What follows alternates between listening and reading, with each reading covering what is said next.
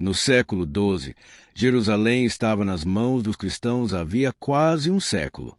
A cidade havia sido conquistada em 1099, durante a Primeira Cruzada, depois de um cerco brutal. A partir daquele momento, os cruzados estabeleceram estados no Oriente Médio e passaram a controlar importantes cidades e rotas comerciais. Entre esses territórios estava o Reino de Jerusalém. Seu domínio, porém, nunca foi completamente seguro. Os cruzados estavam cercados por potências muçulmanas que continuavam existindo ao redor de seus estados. Síria, Egito e Mesopotâmia eram disputados por diferentes governantes, famílias e exércitos. O maior problema para os cruzados não era apenas a quantidade de inimigos, era a divisão entre eles. Durante décadas, os governantes muçulmanos também lutaram entre si. Cidades mudavam de mãos. Alianças eram formadas e desfeitas. Governantes muçulmanos podiam combater outros muçulmanos, enquanto os cruzados aproveitavam essas divisões para preservar seus territórios. Foi nesse mundo fragmentado que surgiu um homem que acabaria mudando completamente o equilíbrio de poder. Seu nome era Yusuf ibn Ayyub. A história o conheceria como Saladino. Saladino nasceu por volta de 1137 ou 1138, provavelmente em Tikri, na região do atual Iraque. Sua família era curda. Seu pai, Najad de Ayyub, servia a governantes muçulmanos importantes. O menino cresceu em um ambiente no qual política e guerra estavam profundamente ligadas, mas nada indicava que ele se tornaria o grande adversário dos cruzados. Na juventude, Saladino parece ter demonstrado mais interesse por estudos religiosos do que pela vida militar. Isso mudaria quando sua família passou a acompanhar seu tio, Chico, um comandante experiente a serviço de Nur ad-Din. Nur ad-Din era um dos principais governantes muçulmanos da Síria. Seu objetivo era fortalecer seus territórios, principalmente impedir que os cruzados continuassem expandindo sua influência. Para isso, precisava controlar duas regiões fundamentais, Síria e Egito. O Egito era especialmente importante. Na época, era governado pelos Fatímidas, uma dinastia xiita que mantinha um califado no Cairo. Os Fatímidas estavam enfraquecidos. Ministros disputavam o poder. Facções brigavam dentro da corte. E os cruzados observavam a situação, esperando uma oportunidade. Nur ad-Din também percebeu essa fragilidade. Enviou Shirkuh para o Egito. Saladino acompanhou o tio. Era o começo de sua verdadeira carreira política e militar. As campanhas no Egito foram complicadas. Shirkuh precisava enfrentar não apenas as forças locais, mas também os cruzados, que tentavam impedir que a região caísse sob influência de Nur ad-Din. Saladino participou dessas campanhas. Aprendeu a comandar homens. Conheceu as dificuldades da guerra e percebeu que conquistar um território era apenas uma parte do problema. Era necessário governá-lo. Depois de várias disputas, Shirkuh conseguiu estabelecer sua posição no Egito, mas morreu pouco tempo depois, em 1169. Saladino, ainda relativamente jovem, foi escolhido para sucedê-lo como vizir do Egito. A mudança parecia inesperada. Um homem que havia chegado ao país como subordinado de um comandante sírio agora estava à frente de uma das regiões mais ricas do mundo islâmico. O Cairo estava sob seu controle, e Saladino começaria a transformar esse poder em algo muito maior. Ele primeiro consolidou sua autoridade dentro do próprio Egito. A dinastia fatímida ainda existia, mas estava enfraquecida. Em 1171, Saladino aboliu o califado fatímida. O Egito voltou a reconhecer o califa abássida de Bagdá. A mudança tinha enorme significado político e religioso. Saladino havia eliminado uma estrutura que durante séculos rivalizara com os abássidas. Agora o Egito estava ligado politicamente ao mundo sunita. Mas havia outro problema. Saladino precisava responder a Nur ad-Din. Ele havia conquistado o Egito graças ao apoio do governante sírio. Não poderia simplesmente ignorar seu antigo senhor. As relações entre os dois começaram a se deteriorar. Nur ad-Din queria controlar diretamente o Egito. Saladino queria preservar sua autonomia. A tensão cresceu, até que, em 1174, Nur ad-Din morreu. Seu filho era jovem. O poder na Síria ficou dividido. Saladino percebeu sua oportunidade. Ele deixou o Egito e avançou para a Síria. Não encontrou um território unido esperando por ele. Encontrou rivais, governantes locais, famílias poderosas, cidades independentes. Cada uma defendia seus próprios interesses. Saladino começou então uma longa campanha para reunir esses territórios sob seu comando. Damasco caiu sob sua autoridade. Depois vieram outras cidades. Houve batalhas, negociações, cerco, alianças e também conflitos contra outros governantes muçulmanos. Esse ponto é importante para compreender sua ascensão. Saladino não passou diretamente da liderança do Egito para uma guerra contra Jerusalém. Primeiro precisou construir um Estado poderoso. Precisava unir forças que durante décadas haviam lutado entre si. Enquanto isso, os cruzados continuavam ocupando Jerusalém e seus territórios, e observavam com preocupação o crescimento daquele novo poder. O reino de Jerusalém ainda possuía guerreiros experientes. Entre eles estavam membros das ordens militares, como os templários e os hospitalários. Castelos protegiam as fronteiras. Cidades importantes continuavam sob controle cristão. Mas o equilíbrio estava mudando. Saladino agora controlava o Egito e grande parte da Síria.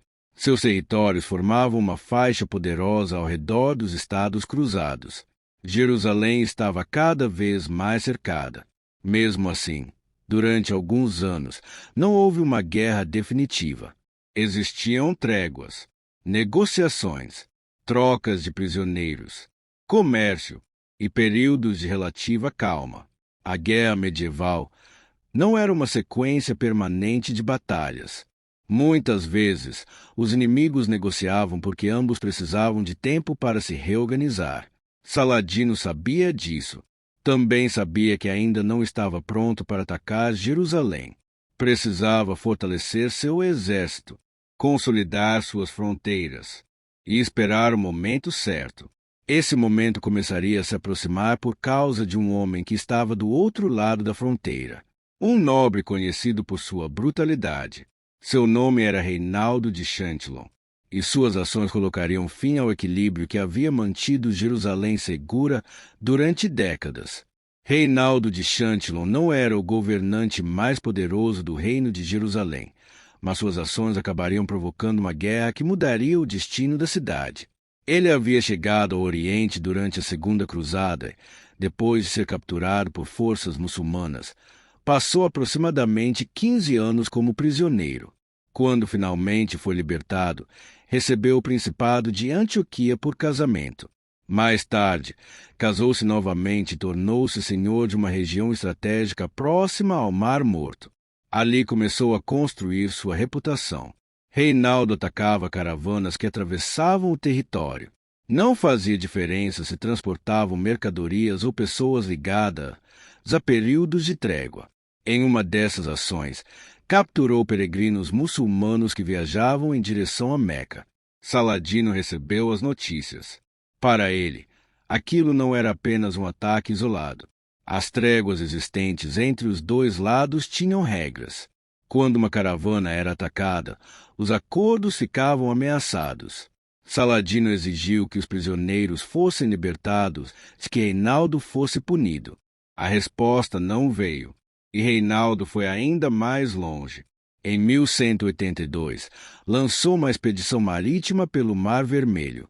O objetivo era atacar portos e atingir as rotas utilizadas pelos peregrinos que viajavam para Meca.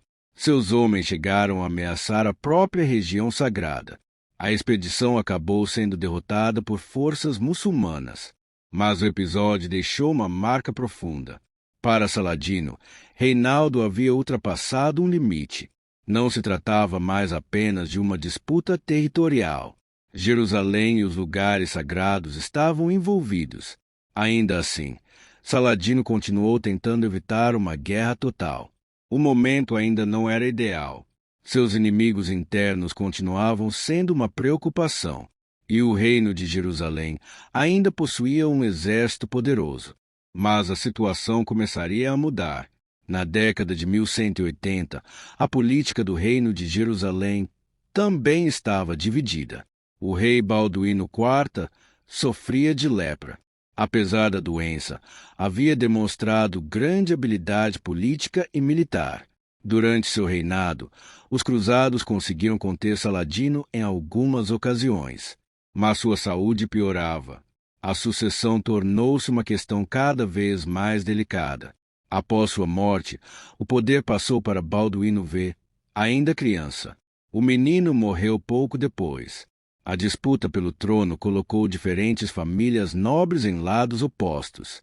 No final, Guy de Lusignan tornou-se rei. Era um homem muito diferente de Balduíno IV. Sua autoridade sobre os grandes nobres era menor, e entre os homens que exerciam enorme influência estava Reinaldo de Châtillon. Saladino observava tudo.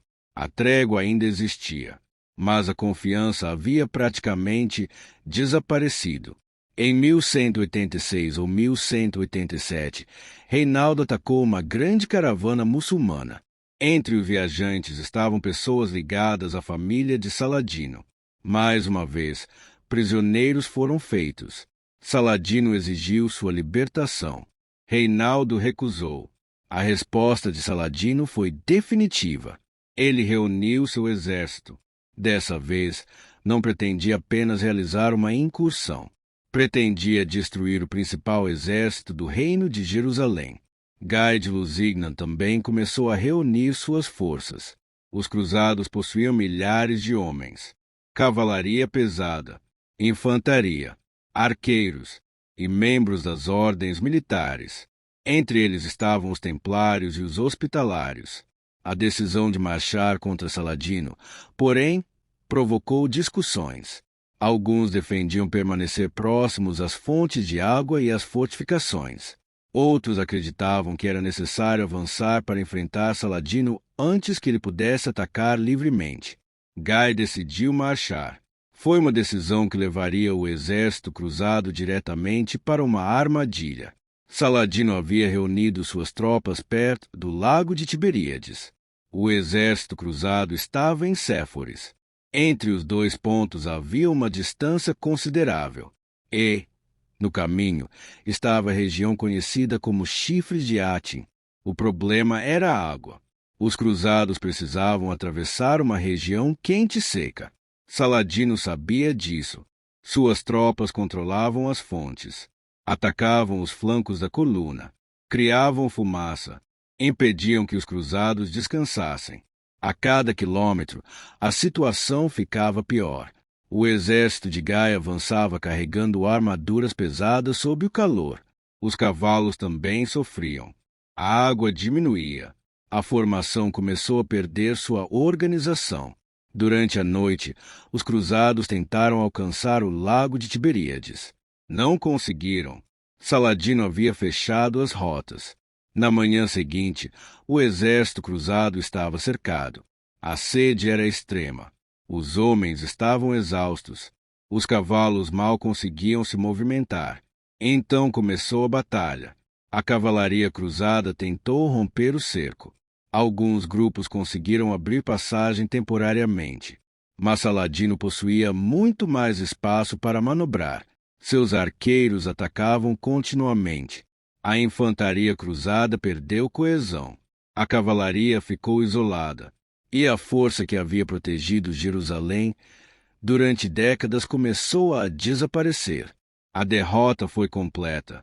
A maior parte do exército cruzado foi destruída ou capturada. Entre os prisioneiros estavam o próprio rei Guy e vários nobres importantes. Também estavam Gerardo de Hidefort, mestre dos Templários, e outros líderes militares. Saladino havia conseguido exatamente aquilo que procurava. O reino de Jerusalém estava praticamente sem exército capaz de defender suas principais cidades. Mas havia uma questão que ainda precisava ser resolvida. Reinaldo de Châtillon estava entre os prisioneiros. Saladino o reconheceu e lembrou-se de todas as vezes que suas tréguas haviam sido quebradas. Segundo os relatos da época, Saladino ordenou que Reinaldo fosse executado. O rei Gai permaneceu vivo, mas o homem que havia desafiado Saladino durante anos estava morto. Depois de Atim, quase nenhuma força importante permanecia entre Saladino e Jerusalém. Cidades começaram a se render. Fortalezas foram abandonadas. Outras negociaram sua entrega.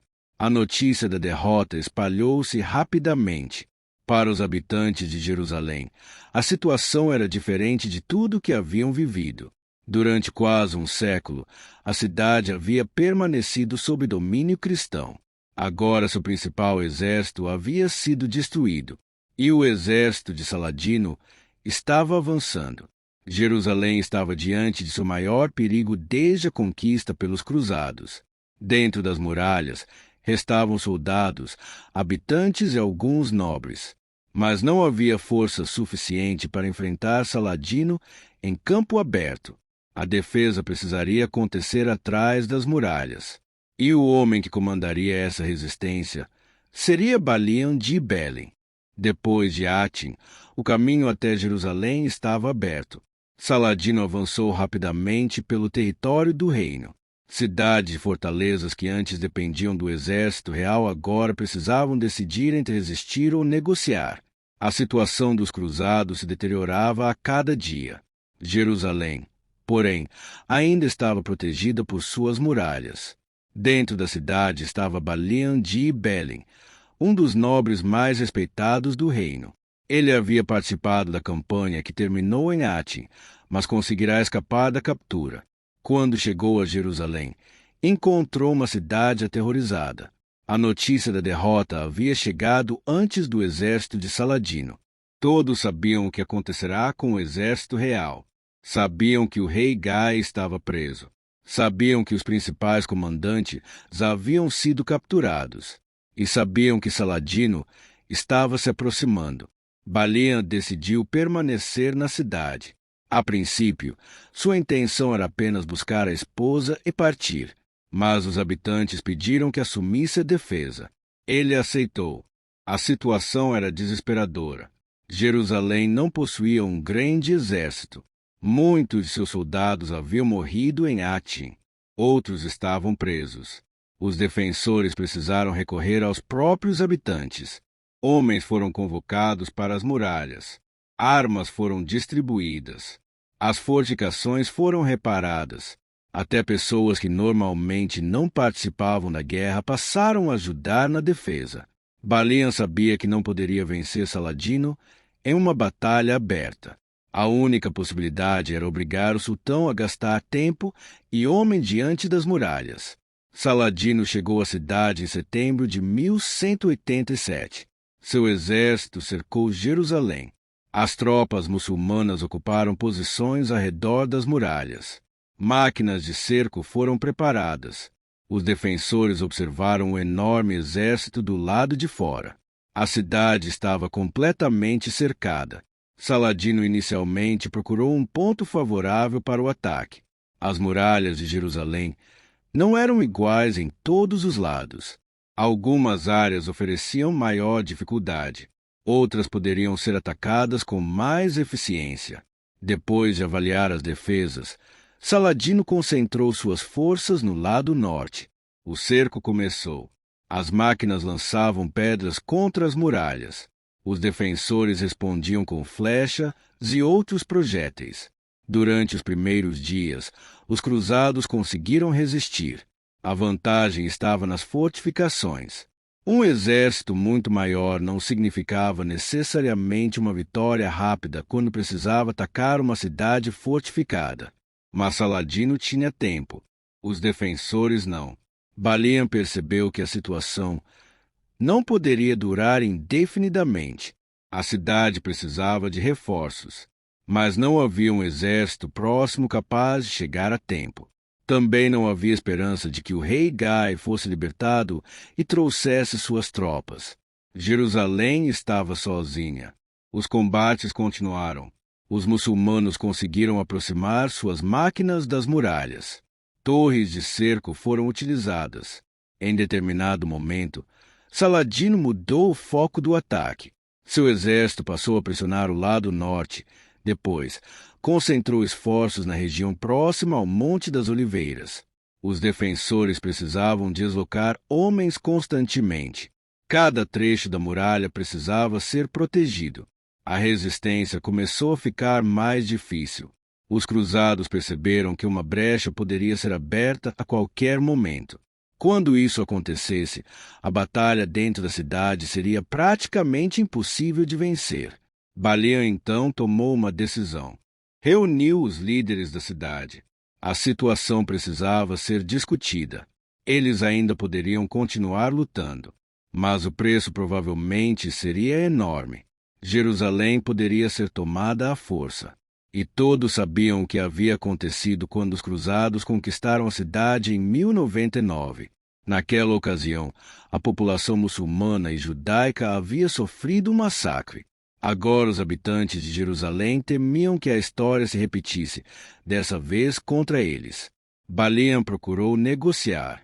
Saladino não estava disposto a simplesmente abandonar o cerco, mas também sabia que uma rendição negociada poderia evitar uma destruição desnecessária. As duas partes começaram a discutir os termos. Os defensores queriam garantir a segurança dos habitantes. Saladino queria a entrega da cidade.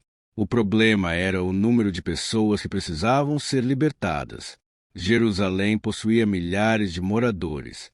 Muitos não tinham dinheiro para pagar qualquer resgate. Balian argumentou que, se não houvesse acordo, os próprios defensores destruiriam lugares sagrados e matariam seus familiares. A ameaça era clara. Se Saladino ordenasse um ataque, poderia conquistar Jerusalém, mas encontraria uma cidade devastada. Segundo os relatos medievais, Saladino aceitou negociar. Os habitantes poderiam deixar a cidade mediante pagamento. Os mais ricos pagariam por sua própria liberdade. Outros seriam libertados com valores menores. Para aqueles que não tinham condições, houve também casos de libertação sem pagamento. A cidade se preparou para a rendição. Depois de quase 9 décadas sob domínio cruzado, Jerusalém mudaria novamente de mãos. Em outubro de 1187, os cruzados entregaram a cidade. Saladino entrou em Jerusalém. A cruz que havia sido colocada sobre a cúpula da rocha foi retirada. Os locais sagrados islâmicos foram novamente incorporados ao domínio muçulmano. Mas a conquista não terminou em outro massacre como o de 1099. A população cristã recebeu autorização para partir. Alguns permaneceram. Igrejas foram preservadas. A Igreja do Santo Sepulcro continuou funcionando sob domínio muçulmano. A cidade havia mudado de governante, mas sua história religiosa continuaria envolvendo diferentes comunidades. Para os cristãos da Europa, a notícia foi devastadora. Jerusalém, a cidade mais importante da tradição cristã, havia sido perdida. A derrota de Hattin e a queda da cidade provocaram uma reação imediata. Papas e reis começaram a convocar uma nova cruzada. Dessa vez, entre os homens que responderiam ao chamado estaria um dos reis mais famosos da Europa, Ricardo I da Inglaterra. Conhecido como Ricardo Coração de Leão, ele partiria para o Oriente determinado a recuperar Jerusalém. Saladino agora possuía a cidade, mas ainda não havia vencido a guerra. A queda de Jerusalém provocou uma reação imediata na Europa. A notícia chegou às cortes cristãs como uma derrota de enormes proporções. O Papa convocou uma nova cruzada e alguns dos mais poderosos governantes europeus decidiram participar. Entre eles estava Ricardo I da Inglaterra. Ricardo havia se tornado rei em 1189.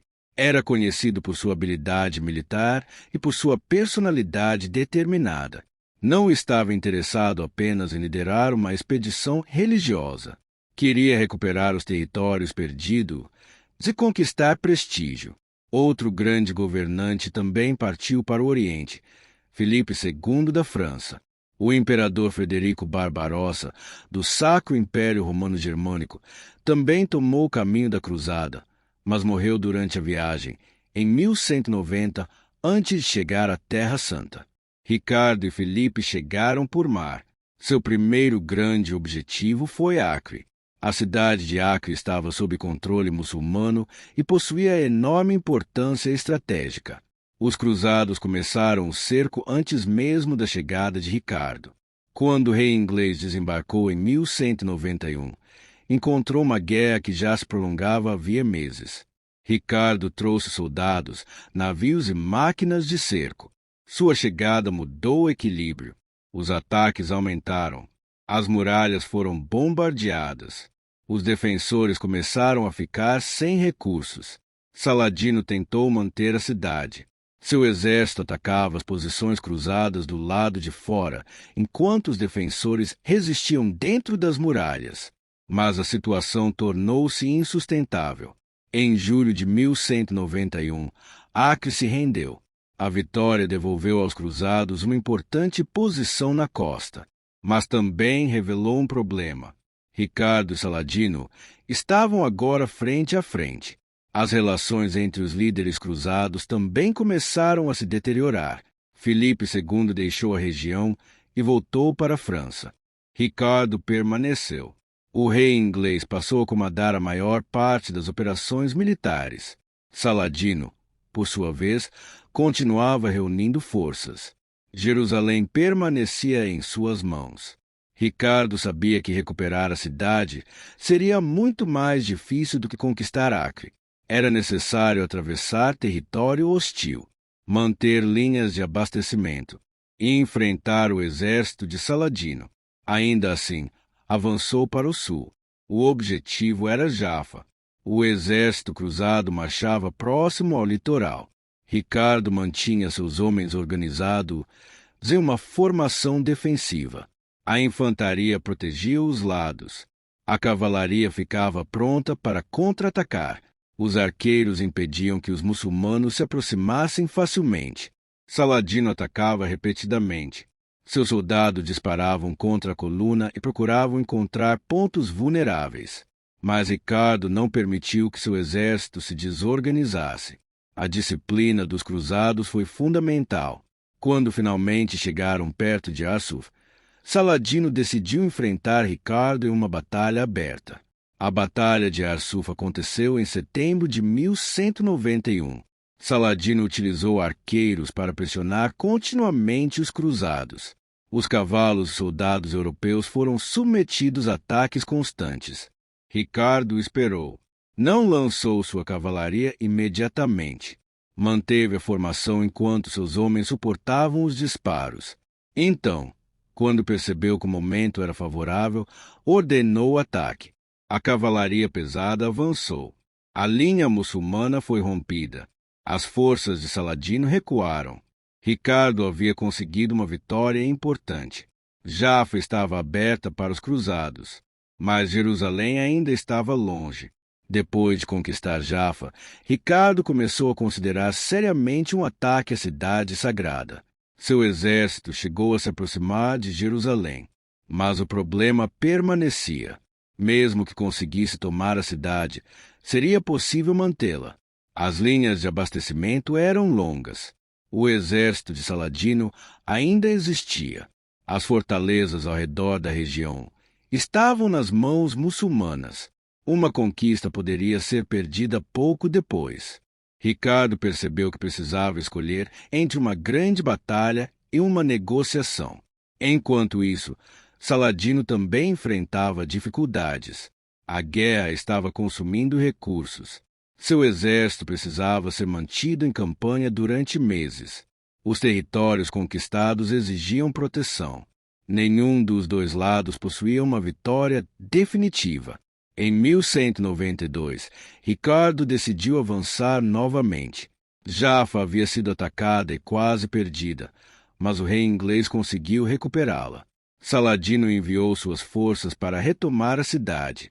Os cruzados estavam em desvantagem numérica. Mesmo assim, Ricardo liderou pessoalmente a defesa.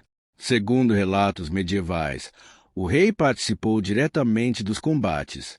A cidade permaneceu nas mãos dos cruzados. Saladino não conseguirá destruir o exército inimigo. Ricardo também não conseguirá recuperar Jerusalém. A guerra chegava a um ponto em que ambos precisavam decidir quanto ainda estavam dispostos a perder. As negociações começaram. Ricardo queria garantir o acesso cristão a Jerusalém. Saladino não pretendia entregar a cidade. Nenhum dos dois conseguiu obrigar o outro a aceitar suas condições pela força. O acordo final foi estabelecido em setembro de 1192. A costa permanecia parcialmente nas mãos dos cruzados. Jerusalém continuava sob domínio de Saladino, mas peregrinos cristãos receberam autorização para visitar os lugares sagrados. Ricardo retornaria à Europa sem Jerusalém. Saladino permaneceria como governante da cidade. A terceira cruzada havia terminado. Ricardo deixou o Oriente.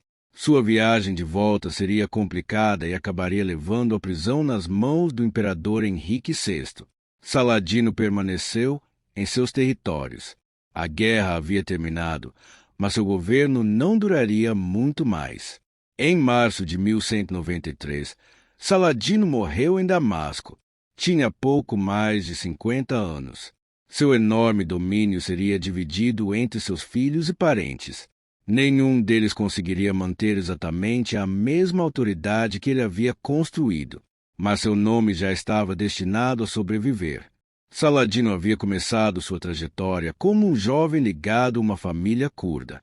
Passou pelo Egito, conquistou posições na Síria, enfrentou rivais muçulmanos, unificou territórios, derrotou o principal exército do reino de Jerusalém em Hatim e retomou a cidade que durante quase um século havia estado nas mãos dos cruzados. Depois enfrentou um dos maiores reis guerreiros da Europa. Ricardo Coração de Leão venceu batalhas importantes. Saladino manteve Jerusalém. Nenhum dos dois conseguiu destruir definitivamente o adversário. O resultado foi uma espécie de equilíbrio. Jerusalém permanecia muçulmana. Os cruzados ainda possuíam parte da costa.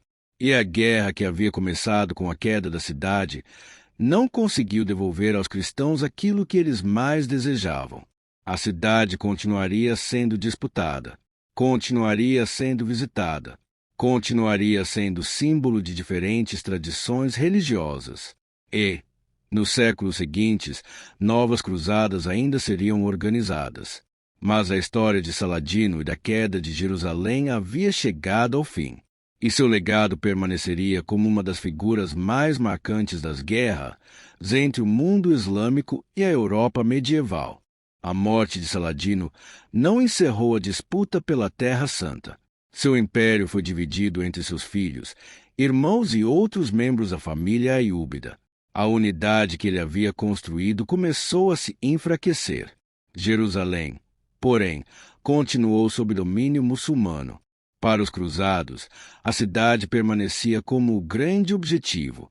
Novas expedições seriam organizadas nas décadas seguintes, mas nenhuma conseguiria reproduzir a combinação de circunstâncias que havia permitido a conquista de Jerusalém pelos primeiros cruzados. O nome de Saladino também começou a crescer além dos campos de batalha. No mundo islâmico, tornou-se lembrado como governante que havia reunido territórios fragmentados e recuperado Jerusalém. Na Europa medieval, sua imagem foi mais complexa. Era o principal adversário dos cruzados, mas até alguns de seus inimigos reconheceram sua coragem, disciplina e capacidade de liderança. A relação com Ricardo Coração de Leão contribuiu muito para essa imagem. Os dois passaram grande parte da guerra tentando derrotar um ao outro, mas também mantiveram negociações e demonstraram respeito pelas capacidades militares do adversário. As histórias sobre os dois acabaram atravessando gerações. Algumas foram ampliadas pela tradição e pela literatura. Com o tempo, Saladino deixou de ser apenas o governante que havia retomado Jerusalém e passou a representar uma figura quase lendária. Mas sua história real é ainda mais interessante. Ele não surgiu de um grande império pronto. Precisou construir seu poder em meio às disputas entre governantes muçulmanos. Não lutou apenas contra os cruzados. Passou boa parte de sua ascensão enfrentando rivais dentro do próprio mundo islâmico. Sua maior conquista foi justamente transformar essa fragmentação em uma força capaz de enfrentar o reino de Jerusalém. E foi essa união que tornou Hatim possível. Depois daquela batalha, Jerusalém ficou praticamente indefesa. A cidade caiu, mas Saladino não conseguiu eliminar os estados cruzados. A chegada de Ricardo mostrou isso. Mesmo depois da derrota em Hatim e da perda de Jerusalém, os cruzados conseguiram recuperar posições importantes no litoral. A guerra terminou sem que nenhum dos dois lados alcançasse tudo aquilo que desejava. Ricardo não recuperou Jerusalém. Saladino não expulsou os cruzados completamente da região. O resultado foi um acordo, e talvez seja justamente isso que torne essa história tão marcante. Ela não terminou com uma vitória absoluta. Terminou com dois adversários reconhecendo que não conseguiriam destruir completamente o poder do outro. Jerusalém permaneceu nas mãos de Saladino. Os peregrinos cristãos continuaram tendo acesso à cidade, e os estados cruzados sobreviveram por algum tempo na costa. A Terra Santa continuaria sendo palco de guerras, alianças e mudanças de poder. Mas a queda de Jerusalém em 1187 havia alterado definitivamente o equilíbrio da região, e Saladino havia se tornado o homem associado a esse momento. Séculos depois, sua figura continuaria aparecendo em crônicas, poemas, romances, pinturas e filmes. Cada época acrescentaria sua própria interpretação. Alguns o apresentariam como grande herói, outros como o principal inimigo das cruzadas. Mas por trás dessas imagens permanece o personagem histórico. Um governante curdo que começou sua trajetória dentro de um mundo dividido, conquistou o Egito, reuniu grande parte da Síria, enfrentou os estados cruzados e retomou Jerusalém. Sua história pertence a uma época marcada por guerras religiosas, disputas políticas e grandes transformações no Oriente Médio. E a cidade que esteve no centro de tudo continuaria sendo disputada muito depois de sua morte. Jerusalém havia mudado de mãos mais uma vez, mas sua história estava longe de terminar.